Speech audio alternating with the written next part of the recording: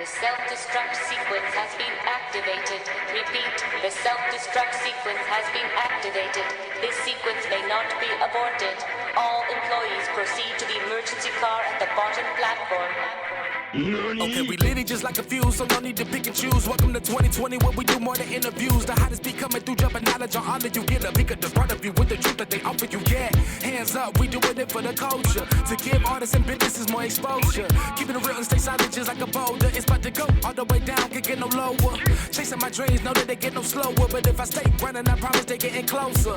Moreover, success my older. And if you're sleeping on me, I'm waking them up like Folgers. I told you, coming from the land with the tide roll. Well, we'll be on a whole different vibe though. We like to ride slow and keep our windows tinted so you really can see us like Stevie Wonder waking up with his eyes closed. Yeah, got the kind of flow that rock the boat. On my 16s of pounds of dope. And if you figure you can hang with me on the mic, then grab some rope. Matter of fact, better grab some hope while you at it. We keep it live, it's time to tune in. Turn up the sound on what you're using. It goes so hard, I think it's bruising. The show is 2020, no need to zoom in. Yeah. That and she talked like an old lady. Once you get to know her, she's like a 70-year-old woman in a young woman's body, bro. Wow. You That's are. your way to You're an old lady. You are. That's some shit. That's how I feel him coughing. That's some bullshit. Quick off the head topic, man. I gotta talk about it. I gotta get it off my chest because I'm gonna be done with it. So yesterday was my aunt's funeral. Mm-hmm. And they always talk about grieving hit everybody different. So I tried to stay busy. Take your focus off of it? Yeah. And I was productive, but I was like cracking though. You know what I'm saying? Like not dealing with it would manifest in another way. Mm-hmm. So I want to know, how do y'all deal with grief? Because my instinct is to just get busy. Ooh. That is one of my coping mechanisms when it comes to grief. Mm-hmm. You stay busy, you keep your mind occupied, you will not have time to dwell on the fact, this person is gone and they're not coming back. But you have to deal with it eventually. You can only run for so long. Mm-hmm. And I remember when you told us that she had passed away and you quickly was like, but I'm good though. And I'm like, Usually when people say that, they're not though. They're not.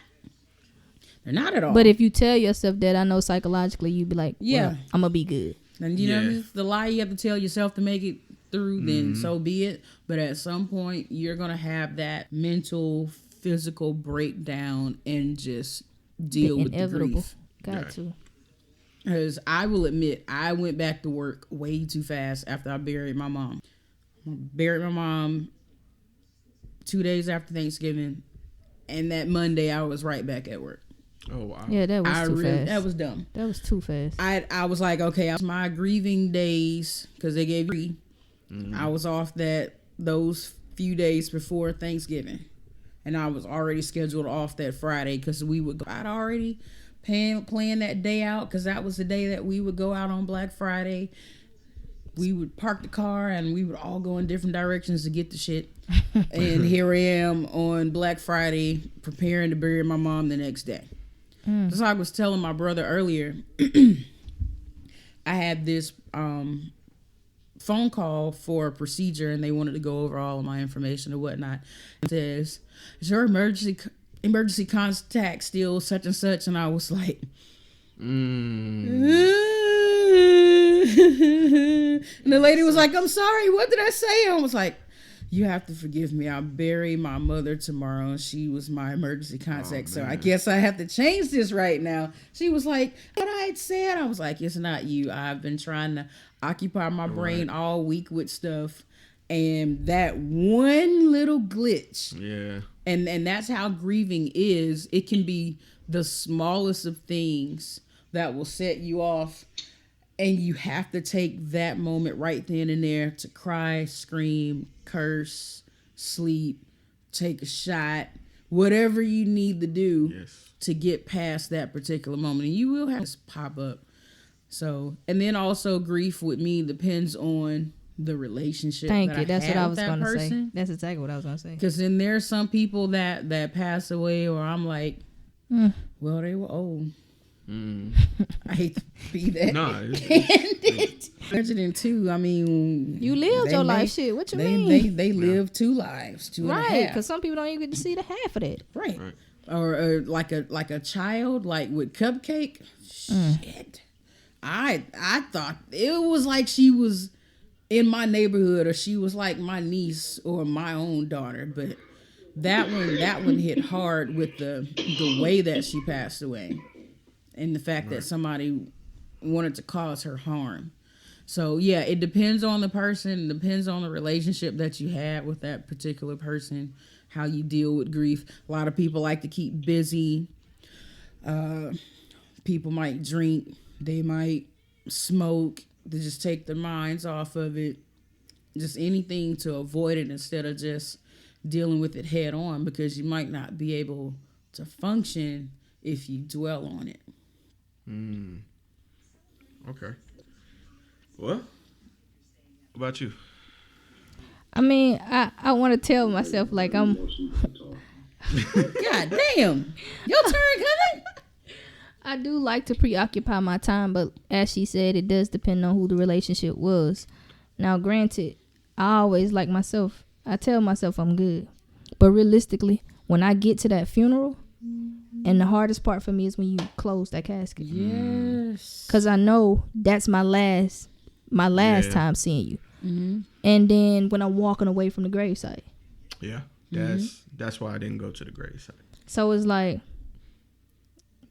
I be trying to be strong for all my counterparts, my family and everything, but I'm like, yeah, at some point I probably can't. And that's why I'm glad I'm a writer, because whatever I'm feeling, I just talk to my pen and my pad. We make love to one another, like, let's go, because that's all I got. So. Yeah, it caught me when I was driving. This was she died Sunday, and what did I do? I took my brother home or something. I don't remember. I know I was on the way back to the house, and I was just driving, and it just. Oh, I know what I was doing. You know how like you have a mental checklist of what you need to do for like the next week? And so I was like, all right, I got this done. I got to get this off my phone, get this on the computer, get this put out. And I was like, I got to get my suit cleaned. And that's when it hit me. Because the only reason I wear that black suit is to fucking go to a funeral. And anytime, that's like the finality of it for me. Like most people, like you said, seeing the casket close, putting on that suit is it for me. That's when I'm like, this person's not coming back. Yeah, cause I don't know. It's a lot of different things I look at. It's walking in. I could be good. I can go to the funeral, but then when I'm walking in with that family, whether it be a friend of a family or whatever, cause I still consider them my family. It's tough. Cause I mean, even if you trying to hold yourself together, it's some funerals you just can't. You gotta let that shit go. Yeah, it's hard. I was like going to Tessa's funeral. I was trying to console everybody around me because K. Marie was just losing it. Tam came in. She was almost on the floor. But when that family came in, like that, Jesus. And they wheeled Tessa's mom in, and she was crying. That hit a little different, Not man. my baby, Lord. Not my baby. And that right there, me and DeAndre, it's a wrap. I was slumped in the fucking chair. I couldn't. You could hear the pain in her voice. Everybody in there was. Yeah, we think it's hard for us to bury our parents, but imagine what your parent got to go through to bury their child, knowing you haven't. No parent should have to bury a child. Right. Ooh. Yep. Yeah, and so tough. The killer part is, and you know this, another woman I consider like, might as well say like another aunt to me. Her son died like last month. R.I.P. Michi. I had survivor's guilt for the first time because of this one. He was, I think, 25, and it fucked me up because his brother and sister, I literally grew up with. Like my mom and their parent and their mom, best friends. Right. So I was the oldest out of everybody. So I remember Dennis being a baby. I remember Courtney being a baby. And I remember them growing up and playing with me, and we all go play. And I remember Michi came along, and he was the new baby. And eventually he got to play with us and stuff too. And so I went away to college. I came back and seeing them grown. I was excited. And the last time I seen Michi was I went to interview Courtney at her mom's house. And that's like mom. Floretta, I already know that's like mom. Right. So I give her a kiss. I hug Courtney, talking to Courtney, and in walk Michi. And this nigga taller than me now. I'm like, nigga. So I hug him. Like, I don't even think you know how like you gotta be manly, so you shake hands. I ain't even do that. I just went straight for the hug. Aww. I was just glad to see him. Yeah. And then I was sitting on the couch. My mom texted me, said Demetrius died. And I was just like, nah, I'd have to go first before that kid. Like, I had to wrestle with that. And I think it's always hard. It's the ones you don't expect. Yeah, man. When you don't expect those, that hurts you the most, I feel like. He was sweet. He was a sweet dude. Like, he was nice and just smiling every time I seen him. And just to get that text message, man. And, like, this last year has really showed me that it's, no matter how much we try to have fun and stuff, there's always a clock in the background ticking down. And, like, some people get scared of that. Some people deviate from that. That shit make me, like, grind. You know what I'm saying? Because it's like, okay, yeah, I got 3 quarters left in the game. I got shit rolling. So, yeah, that's what it's been like. So I was telling you, Ray, in the car, I'm seen as, like, the strong, responsible one. You know what I'm saying? And I get that. You know, but I'm like, fuck, why me? Why can't I be the one that's weaking and crying and somebody rub me on the back? Like everybody else. Yeah, man. That shit rough. This damn like, work. Somebody rub me on the fucking back and tell me it's all gonna be all right. Yeah. You know what I'm saying? But that's part of being an adult. And a guy I called my dad, my best friend's dad, told me this when I went to go see him. I went to Huntsville for Christmas. Y'all know this. Yeah. He said, because the way he became an adult, this is how he told me. He knew he was an adult because he was 19 and his dad died. And he said that forced him into adulthood. He said that door shut and I couldn't go back to being a child. Yeah. And that's literally what it's like. It was like, nigga, I was just 20-something. Like, it feels like yesterday.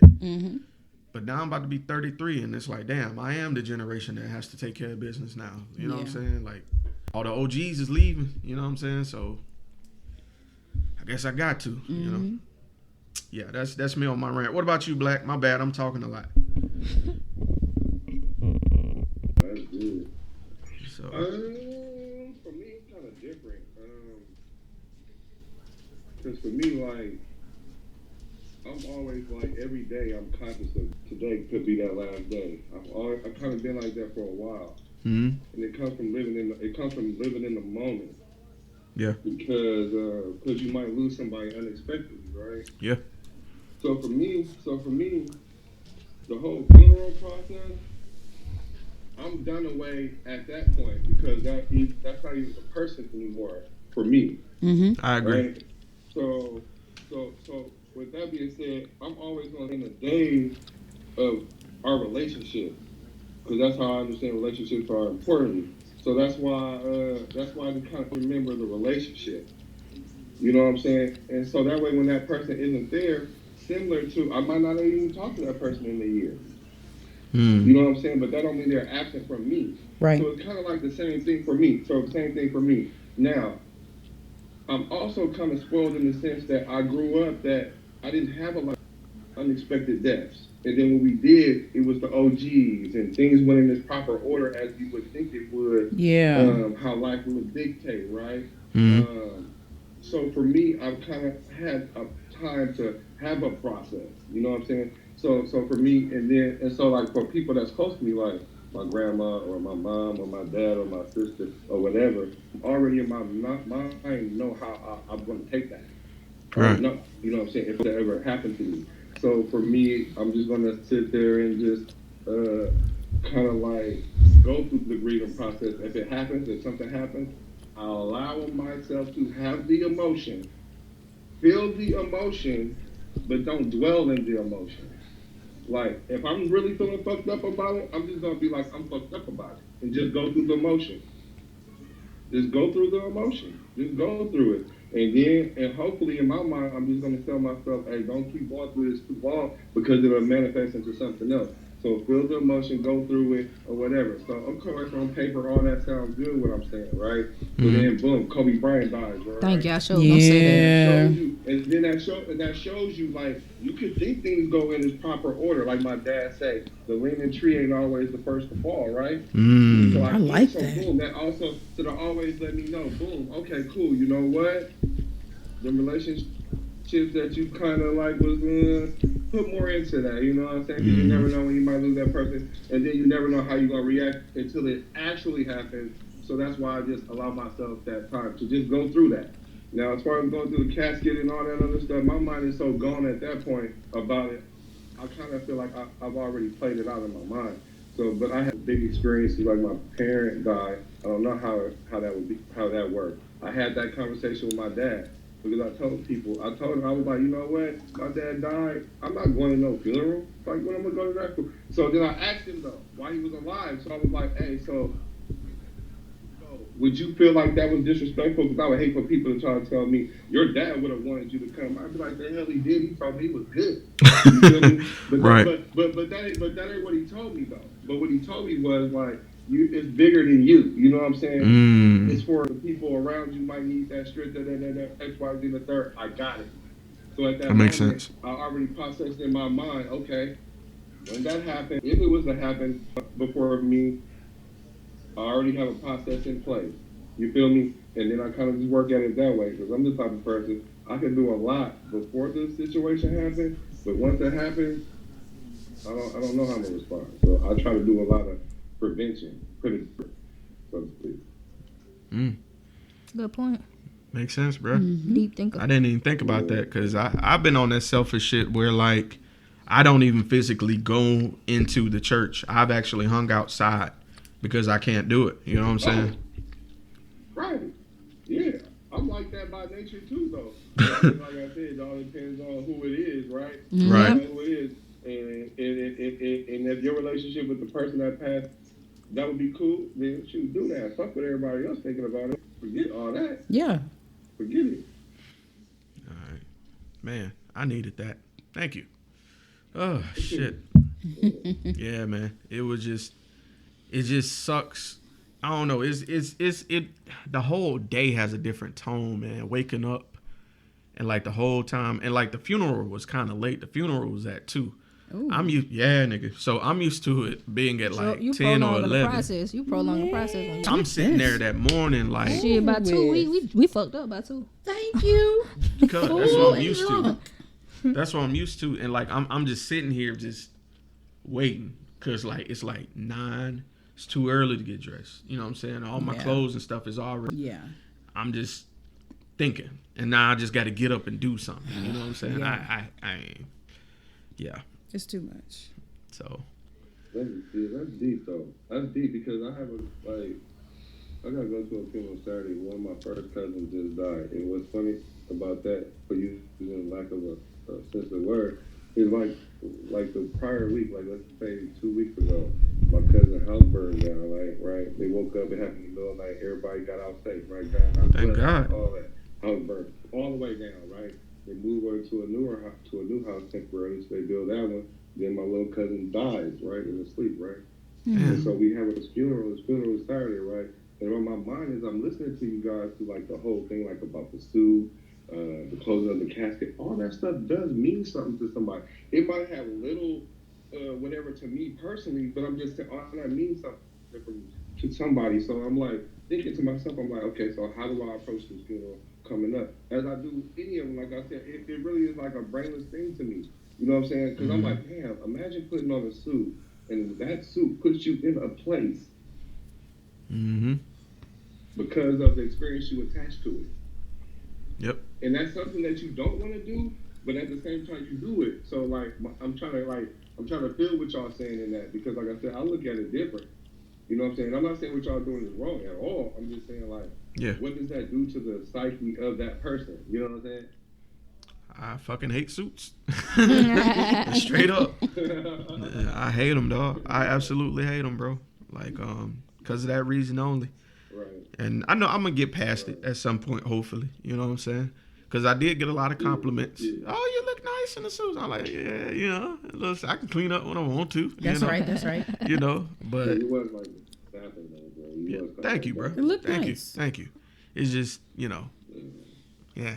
You want it to be for much better, brighter. Yeah, right. I like to get dressed for something fun. So what you do is so what we gotta do is do some good things in suits too there.